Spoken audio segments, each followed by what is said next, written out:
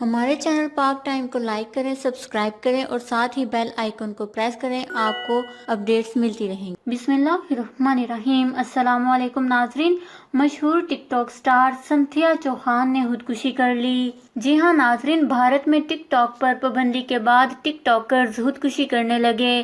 تفصیلات کے مطابق بھارت نے چینی ویڈیو شیئرنگ ایپ ٹک ٹاک سمیت 50 سے زائد موبائل ایپلیکیشنز کو بلاک کر دیا ہے۔ تاہم لگتا ہے کہ بھارت کے ٹک ٹاکرز اس پابندی کو کافی دل پر لے گئے۔ یہی وجہ ہے کہ ایک دن کے دوران 2 ٹک ٹاکرز کی خودکشی کی رپورٹ ہوئی ہے۔ بھارتی ریاست اتر پردیش کے شہر میرٹھ میں 22 سالہ طالبہ نے اپنی زندگی کا خاتمہ کر لیا ہے۔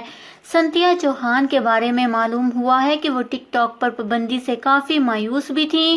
لاک ڈاؤن کے باعث سنتھیا چوہان دلہی یونیورسٹی میں بند ہونے کے بعد میرٹھ کے علاقے میں واقع اپنے گھر پر تھیں۔ گزشتہ شام اس نے کمرے میں خود کو بند کر کے گلے میں پھندا لگا کر خودکشی کر لی۔ بتایا گیا ہے کہ سنتھیا چوہان ٹک ٹاک پر کافی مشہور تھیں اور ان کی ویڈیو بہت پسند کی جاتی تھیں۔ بھارت میں ٹک ٹاک پر پابندی لگنے کے بعد وہ مایوس تھیں اور ذہنی دباؤ کا شکار تھیں۔ ٹک ٹاک پر پابندی کے بعد اس نے انتہائی قدم اٹھاتے ہوئے اپنی زندگی کا خاتمہ کر لیا۔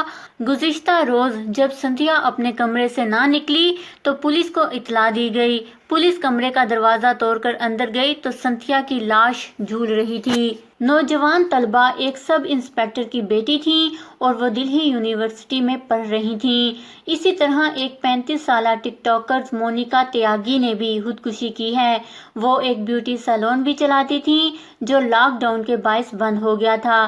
انہی حالات میں اس نے پھانسی لگا کر خودکشی کر لی۔